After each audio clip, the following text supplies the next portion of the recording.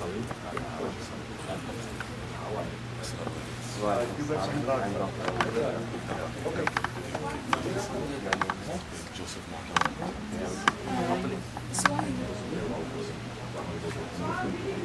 welcome our respected guests in Al Muneer Foundation, and our community is growing over here in this vicinity of Jamaica, and we are very glad that the local elected officials and the local bureaucrats, they gave us time to hear our perspective of the community, the problems which we have, and we would like to hear from you what you have to offer to our community. Just a brief introduction.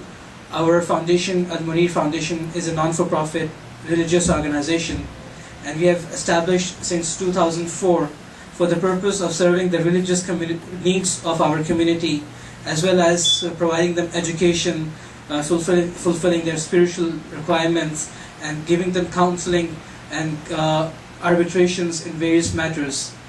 Our community has been slowly and gradually increasing in Jamaica and its vicinity, and our strength is increasing day by day, and we appreciate the local officials coming over here and giving us time to the minority, and because most of the time the minorities are neglected, but your coming over here is a very good gesture. We really appreciate your time coming over here. We have established a wing in Al Muneer Foundation by the name of Muslim Society of Social Awareness. The purpose of establishing this wing is to engage our Muslim community in the political process, because it's been quite a long time since we have been alienated from the political process of this country, because our focus mainly when we come over here is that we establish ourselves and take care of our family and send money back home to take care of our families, which the most of the immigrant communities do this way. But now it is a time that we should now try to engage with the political community and remove the misconceptions that are being created against the Muslim community, because we are also hardworking and sincere people, sincere residents and citizens of this country, who want to see the prosperity of this country, who want to see this country grow economically, financially, and socially. So the best way is that we bridge gaps between our community and the other communities, bridge gap between our community and the bureaucrats and the politicians. So the Muslim Society of Social Awareness was created for two purposes. There are two reasons for creating this community. Is that first of all to educate our own community that we need to assimilate in this environment. We are a part of this country where our generations will live and will grow up. So we need to participate in the political process of this community so our voices can be heard. At the same time, the second purpose of this organization is to make the local bureaucrats aware that we are over here. We live with you, we are your neighbors, we are your co-workers, we are your friends, and we are over here to for the same reasons that you are over here, to fight for the freedom of this country, to see this country to see the prosperity of this country. And if we have problems, if we have discrimination like other minorities have faced in the past, we want to address those issues, so you as elected officials can address those issues and help us better assimilate. And we will further continue this program. I'll ask our Honorable General Secretary, Brother Zafarullah, to come and give a few words.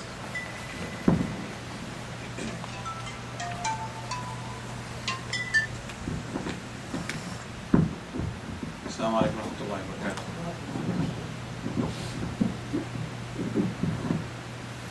Like what brother said, right? As Muslim Society for Social Awareness was mainly created to assimilate the Muslim community with other communities, and also to bridge the gap with the community what we have. What the general perception mainly for the Muslim community is, we come here as immigrants, right? As I was said, we work, we take care of our families, but the perception is always people don't think about how we assimilate seamlessly with others, with the society, with the politics and so on. So what this association has done is trying to do is under Mufti Muneer Sahab is he is trying to educate the Muslim community to say, I mean, it's our obligation, it's our duty to not only take care of our community but also seamlessly assimilate. Absolutely, there are challenges. The way the challenges are there nowadays in the world, the way the challenges that Muslim community is facing, to overcome it and be part of the solution, right?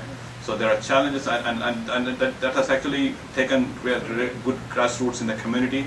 People are stepping forward. People are coming out of that cocoon and want to address this issue. And how they are addressing this issue is being part of the community.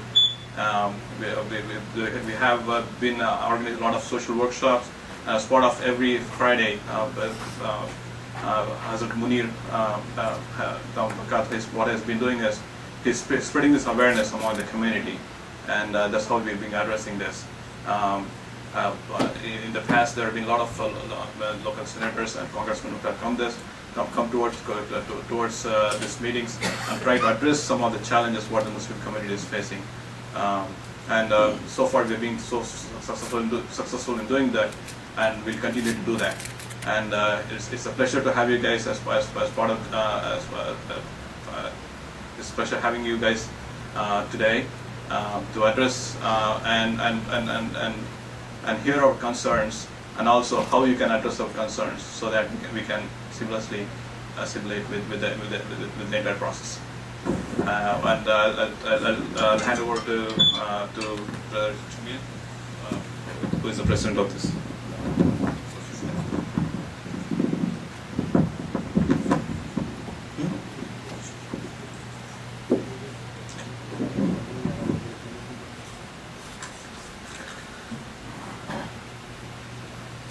A'udhu billahi minash shaitanir rajim. Bismillahir rahmanir rahim.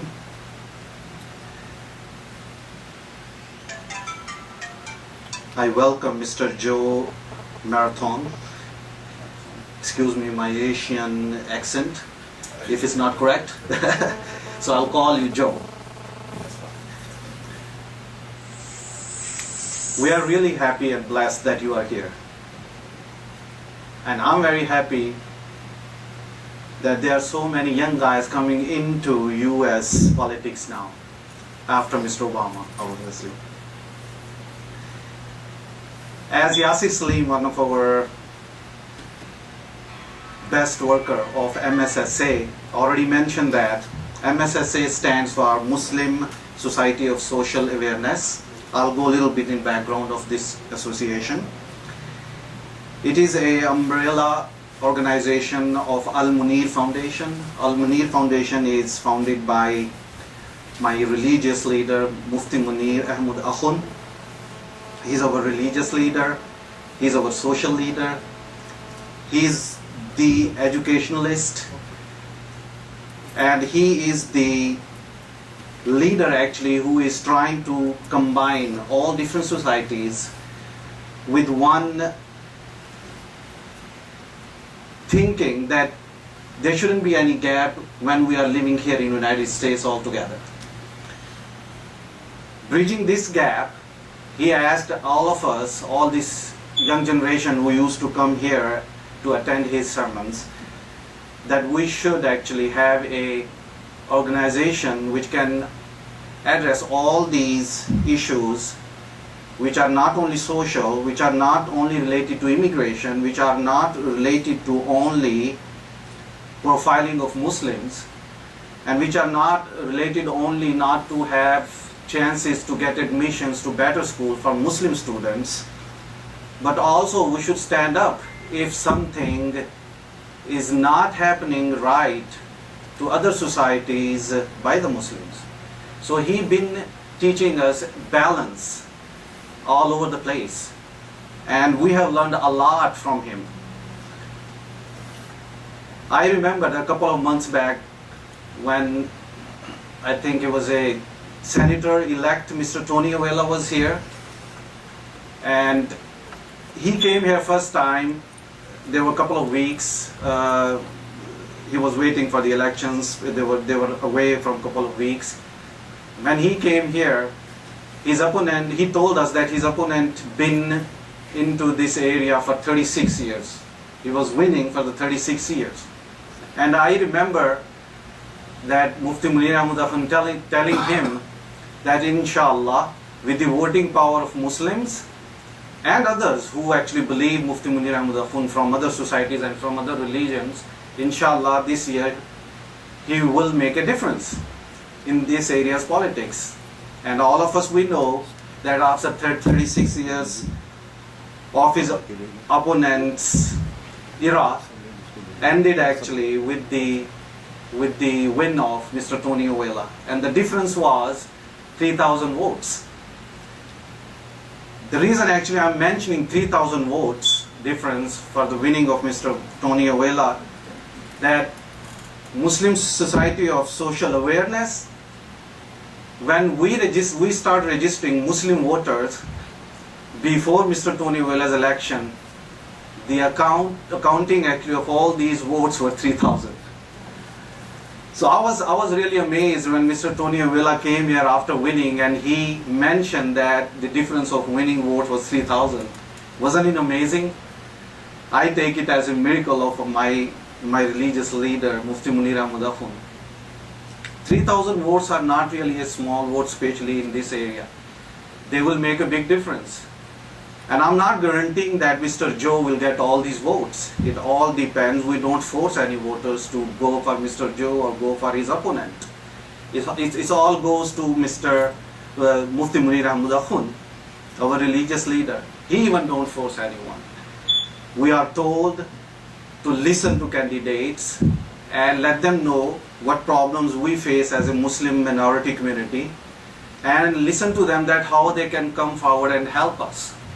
And after listening to them, it's very easy for us, especially because our community here, they are made of doctors, they are made of educationalists, they are made of lawyers, and they are made of all these young guys who are in high schools and colleges and universities.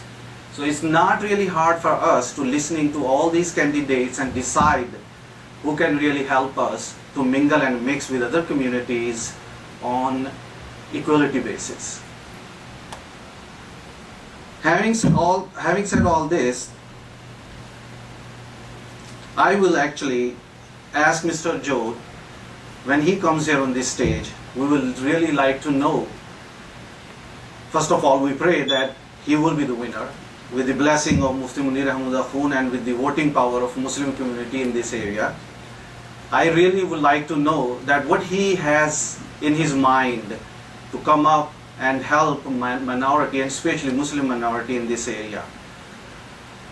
What he is thinking, because he told me a couple of minutes back that he's been to a lot of churches and sports places and fields all day long today. This Tuesday he's having a voting, I believe, right? So voting done. So we really would like to learn from him that how he can help us, our community, to close that gap which we feel that we still have between other communities and Muslim community. So we can help him better way. Thank you so much.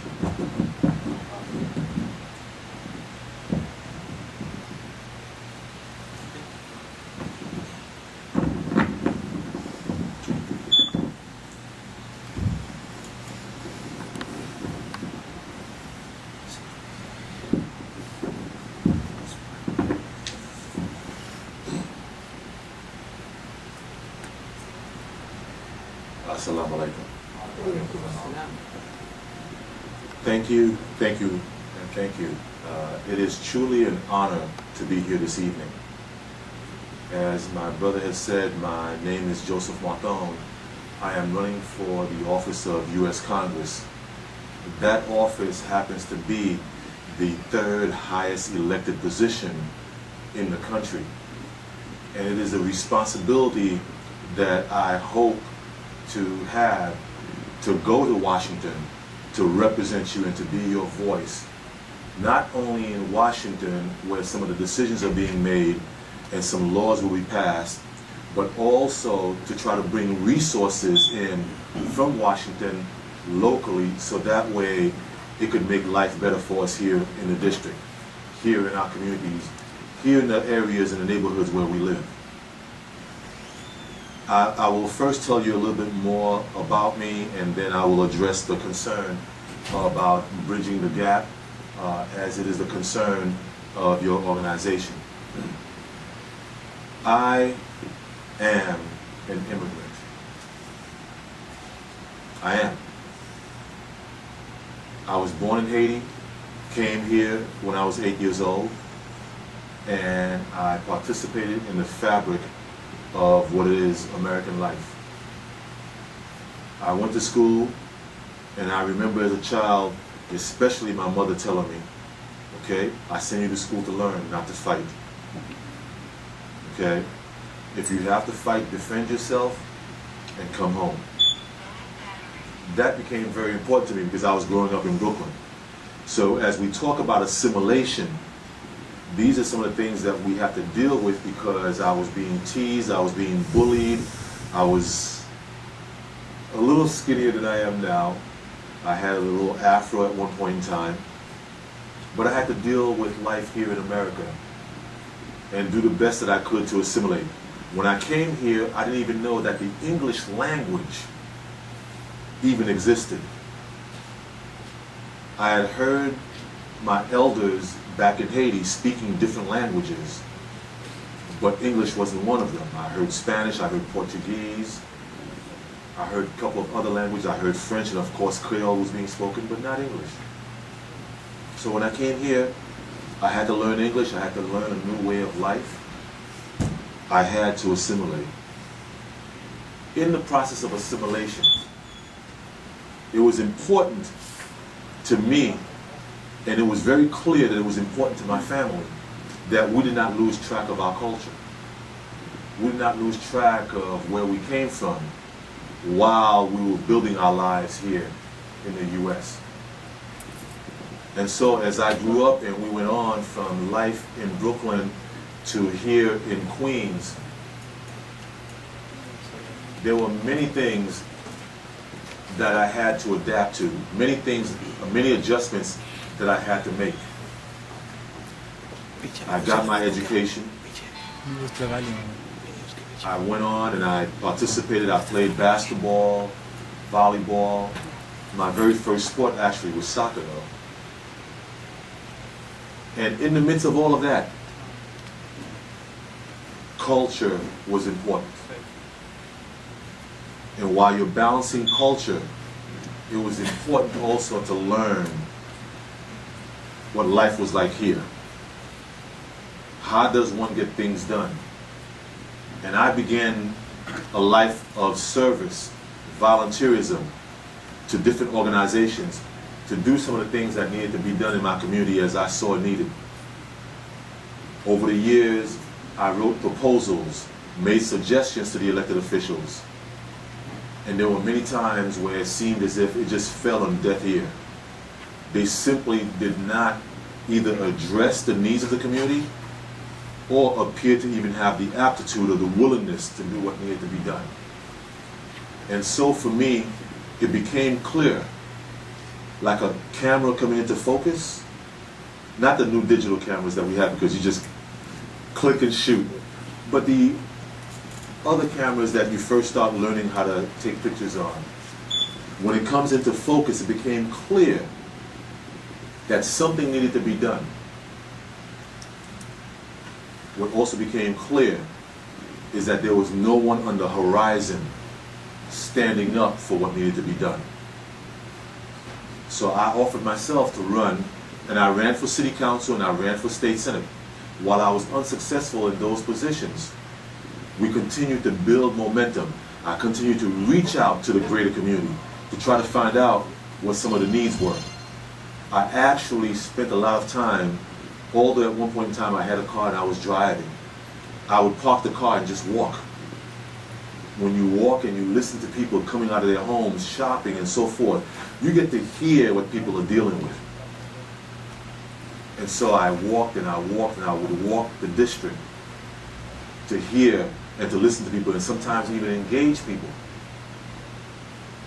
And when it came time to help President Obama get elected, the very next day after he declared that he was running for U.S. president, I was out there with my flyers that I made. It didn't even have his picture on it. It did not even have his picture. I was having problems cutting and pasting his picture, so I just simply printed his name and a couple of words.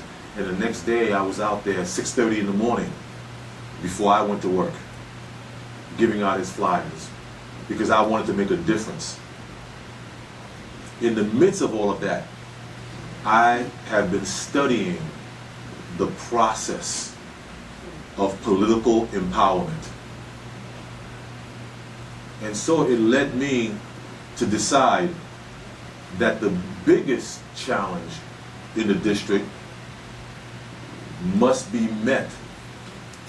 And if there was no one there to do so, I simply offered myself to be of service. That service is in the congressional seat. The congressional seat is the highest seat in all of this area to be a voice in Washington. And that's simply what I'm doing. I've been working in the community. I'm the past 3-term chairman of a not-for-profit organization that does not only HIV/AIDS education and prevention amongst teens, but also Neighborhood Advisory Board 12 works on bringing community block grant money into the district so that other not-for-profits could have access to it. So I've been doing those things. I've been an advisor at the United Nations, and I've mentored the young people in our community. It has simply come very clear that a time has come, not just in America for us to have voted President Obama into office, but a time has come for us who live in this district, who live in these communities, who live in this area, to bring about change. The incumbent that I'm running against has been in office for 15 years. 15 years. I doubt if he's ever been here. And so, if he has not, you must ask yourself, why is that? He happens to be one that's known for going on vacation more so than even being in Washington or being here in the community, to listen and to engage you in what you have to say and what your concerns and your needs are. For 15 years, we've been denied. For 15 years, we've been neglected. So I simply say to you, and I ask you, if you see value in what I'm doing, if you see value in you having a voice, if you see value in somebody that's willing to listen to you and to go on to speak on your behalf, then surely I would hope that on this Tuesday, you would find it fit not only for you to get out and vote, but for you to call all of your family, all of your friends, all of your neighbors, whether they are in the area or not, and simply spread the word to them that time has come for change, and they simply must get out and vote. And I was told that my candidacy and my positioning was impossible. But as I stand here, I will tell you that although I am imperfect, I am a man of faith. And I simply believe that this is my assignment, that this is the journey that I must go forth on. And I have done everything that I possibly could. And truly the rest that I could not do anything about, I left it up to God. And God has seen it fit that not only am I on the ballot, and for you to be able to vote for me, but this Tuesday, He's made it even easier. So just in case you don't remember my name, just vote for number 1. Because my name is first on the ballot. And that's something that I could not do myself. But I prayed on it. I prayed on it. And I asked my team to pray on it. And they did as well. and God made it so. So I'm simply here offering myself. I'm offering myself to be your humble servant. Once elected, let me be very clear. Once elected, I am your employee. I am your employee and will be here to serve you. My door will be your door. My phone will be your phone. My desk will be your desk. Simply to serve you. And I'm not saying that it's going to be easy. And it's not. Because the district has gotten larger. And the district, much to my pleasure, is a lot more diverse. They say Queens is the most diverse county in the world. This part of Queens is the most diverse area or congressional area in the U.S. And I welcome that. I happen to be one that has multiple individuals of different ethnicities in my family. And I grew up with that. So I fully embrace the diversity of the cultures that we have in our district. So once again, I say to you, I simply offer myself to be of service. Now, with respects to the political awareness and how best to assimilate, what I will share with you is that it is very important, very, very important, that as relatives come in, as families come in, that you truly focus on undergoing the process of citizenship. It is of critical importance for you as a community to truly have the voice that you want to have. So the first step really is citizenship. Now, I know I'm capsulizing this, but once you achieve citizenship, truly then you must register to vote. Once you've registered to vote, then you must really get out and vote. And you get out and vote with as many people as possible, so that the political heads, the elected officials, and other political beings will start paying attention and realize that this is not simply a community that is growing in number. It's not simply a community that comes here. Yes, they are hardworking. Yes, they take care of their families and they send their children to school. Yes, they are prayerful. But this is also a community that votes. Now, they will pay attention as more and more of members of the community votes. But the power, as I stand here, I will tell you, is not simply there. The power ultimately has to be your full participation in the political process.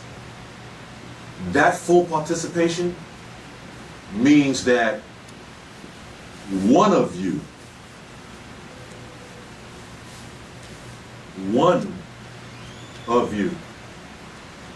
maybe two, maybe three, it may be 5, 7, or 10, at some point in time decide to step up to participate further in the political process and declare your candidacy for a position to be a further voice for your people. Many of politicians won't come here and tell you that. They will tell you the first part of what I told you. Come here, become a citizen, register to vote, and vote. But please, since I'm someone that believes in empowerment, I believe that you need to take it to the next level. I believe that at some point in time, you, the community leaders, may have to assist in the process. But surely at some point in time, maybe sooner than later, one of you will offer yourself to be of greater service to the community in the political arena and decide to run for political office. And there are many. What the other elected officials may not tell you. Oh, there are. There is the Queens County Democratic Committee, or the Queens County Democratic Club. And to run for that position and to gain a seat on that 300, 400 plus member club, and it might be slightly larger, you may need to collect 50, 75 signatures within a 5-block radius of your home to get your name on the ballot and get everyone to come out and vote for you. And now you have a seat on the Queens County Democratic Club, where they sit sometimes and make certain decisions about potential allocations throughout the county of Queens. You will have a voice. You will have an ear in the room. That's important. Politics is about limited resources being allocated to serve the masses. What I'm simply saying to you, even though we may be considered minorities, we are part of the masses.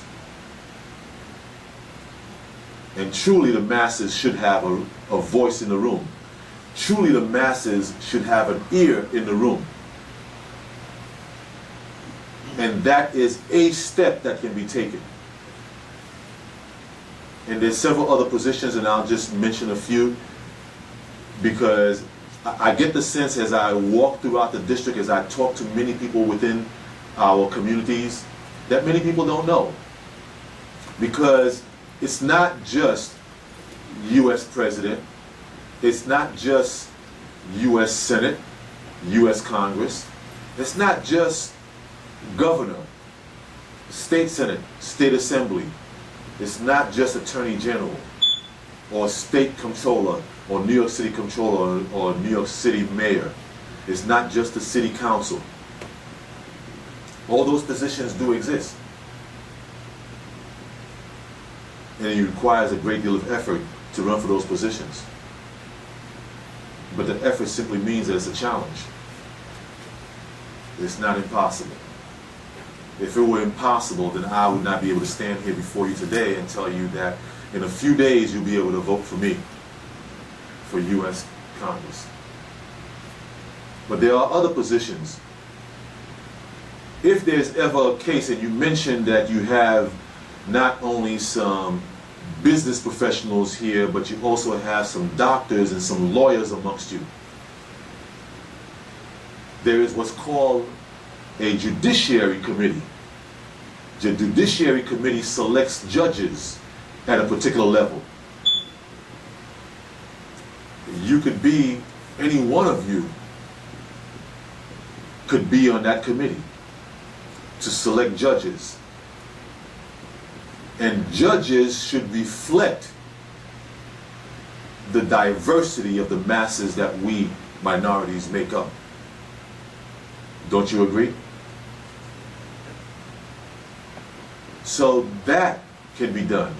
That requires few more signatures, because you have to have at least 500 good ones. And if you have to have 500 good ones, and you already know where 3,000 signatures are, good signatures,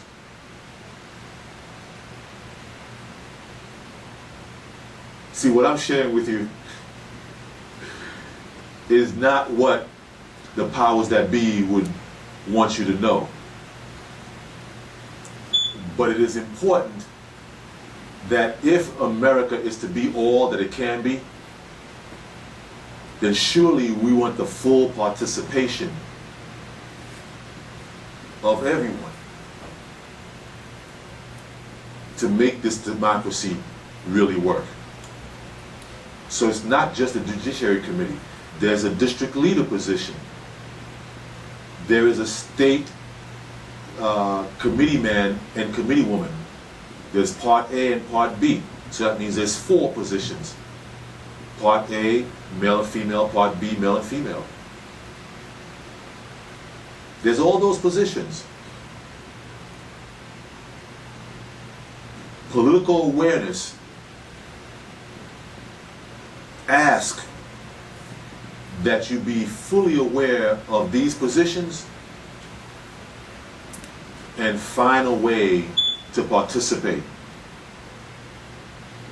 Because as much as I offer myself to be your voice, to be your representative, to get your vote, there may be some things that you are acutely aware of that I'm not. Something that you need to have addressed that maybe during the course of 1 or 2 of my visits, that during the course of our discussions, during the course of our community meetings, that I might not have picked up or you might have forgotten to share with me. But if you are a voice in the room, if you are an ear in the room, if you have a seat at the table, then surely when those things come to mind, it'll be far easier for you to share it. That is what service is in the political arena. It is a matter of making sure that the limited resources that we have are allocated to serve the masses. And I do believe in my core of hearts that it requires the participation of everybody. So this, along with my candidacy, is what I offer to you. Not only to vote for me, but for you to also eventually make a decision and find a way to participate as well. Okay? So, brothers, I truly thank you for this opportunity. While this is the first time that I am here during the course of my candidacy, what I will share with you is that this is not the last time that you will see me. I will be back. I look forward to listening to you and hearing what you have to say, what you have to offer, some of your suggestions. While I may have my own views, it is a democracy, and so for that I'm willing to listen. Because maybe for a particular problem, your views and your suggestions may be far better than mine. So I'm open to doing that. Okay? So I thank you. I thank you. Congressman. And I thank you. Before you go, I understand that some of the people asking you which area we are covering.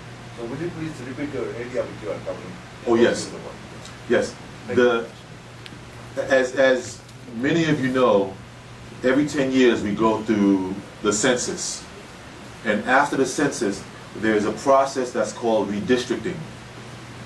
And New York, as a result of the census and redistricting, was said to have not grown as much as other areas in the country. So with that, New York lost 2 congressional seats. So we went from 29 congressional seats to 27. But by virtue of that, while New York grew but not as fast as the others, and we have 2 less seats, the physical district itself grew. So we went from 650,000 people within the district to 718,000 within the district. Where the previous district, which was number 6, was solely in Queens, now it also borders into Nassau County. So I will share with you that in Queens, it is Jamaica Estates, Holliswood, Hollis, Queens Village, Cambria Heights, St. Albans, Jamaica, South Jamaica, Ozone Park, South Ozone Park, Richmond Hill, South Richmond Hill, a little bit of Woodhaven. It does not embark upon Howard Beach as it did before. So they carved out Howard Beach, but then it moved on, continued south. So now beyond Jamaica, there's Rochdale Village, Springfield Gardens, Lawton, Rosedale, and all of Far Rockaway. Now that's just on the Queens side.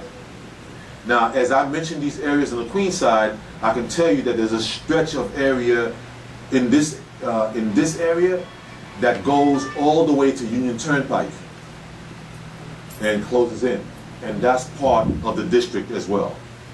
So it's not as if it's Jamaica Estates and then it stops short after Highland Avenue or 1 or 2 blocks. It goes all the way to Union Turnpike. Okay, and then in Nassau County, there's Inwood, Valley Stream, Elmont, Belrose, and Flower Park. So that is the makeup of the new 5th congressional district. It used to be the 6th. They changed the number to 5th. That New Hyde Park? New Hyde Park, it encroaches upon New Hyde Park, but I don't want to say that fully includes New Hyde Park. The same way on that end, it encroaches upon Briarwood, but I can't say that it's inclusive of Briarwood. But just only next to the Queen, New Hyde Park start. Right. And so it just encroaches upon it. But I can't tell you how many blocks in New Hyde Park that it may be. It just may be 1 or 2 blocks. It may be 3, but they carve it out kind of funny. This is something people they can find on the internet? You can find it on the internet. One way that you can do it, I don't know if the websites are fully updated, but there's a way that you can get a map. But when you get that map, you have to keep trying to zoom in and to blow it up so you can look at where it is. Okay. If you go to the election board, then there is a line that says you can show your address and it will tell you who represents you. Right. That will tell you which one is it. Right. And that will work for some. It's not fully updated yet, because now, even as recently as a week ago, we were not able to purchase from the Board of Elections the new district map because they simply had not printed it. But yes, you can do that, and it will tell you where you are supposed to be. Okay. Any questions?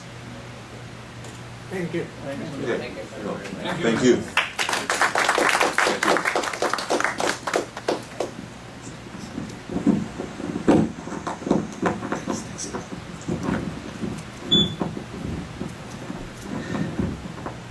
Thanks, Joe. Thank you so much for wonderful advices. And one thing I can tell you, that it really doesn't matter what result comes out on Tuesday. I'm really happy that we have a very good friend connected with us now. And we are really happy that you have understood our needs and the way actually we look forward to merge ourselves with a community of in New York. With that, I will ask my brother, Dr. Fahad, Dr. Faisal, to make a pray for all of us. and for the outcome of Joe's election also.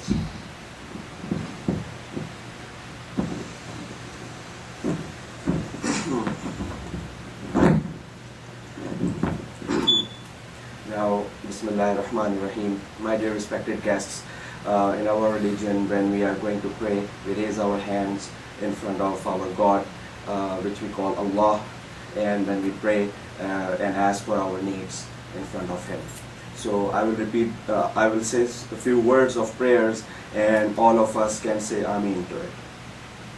أعوذ بالله من الشيطان الرجيم بسم الله الرحمن الرحيم الحمد لله رب العالمين الرحمن الرحيم مالك يوم الدين إياك نعبد وإياك نستعين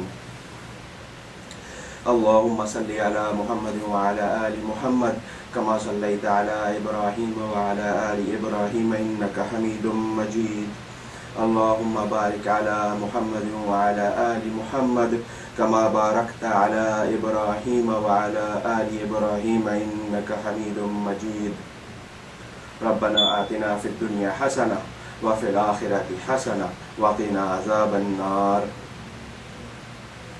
ربنا آتنا في الدنيا حسنة وفي الآخرة حسنة وقنا عذاب النار. O Allah, we pray in front of you that please make us successful in our missions in the world. O Allah, I humbly and respectfully ask in front of you for your special favors on us. Ya Allah, O Allah, as you just heard us and you know our intentions already, that we are all here gathering to think about the betterment of this society. So, O Allah, please help us especially in gaining our high objectives. O Allah, we have left all of our families, all of our homes behind, and we are gathering here with a thought and with a sincere effort to make this society a better society for everybody. So please, Allah, help us in making this objective achievable for us. Oh Allah, those leaders who are fighting for who are the candidates for this recent election, please help them gain victory and please guide us on the right path. Oh Allah, make it easy in this world and the world hereafter. Oh Allah, give us sincerity of thought and purity of the purpose. Oh Allah, we are weak people, we are imperfect people, only you are the perfect being in the entire universe, and only it's in your hands to give special assistance. We ask you for that special assistance for ourselves, for our families, and for everybody who we care for.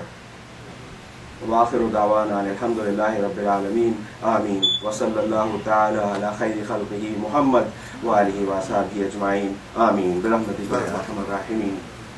I especially thank you all for being here and being a part of our community. Thank you very much.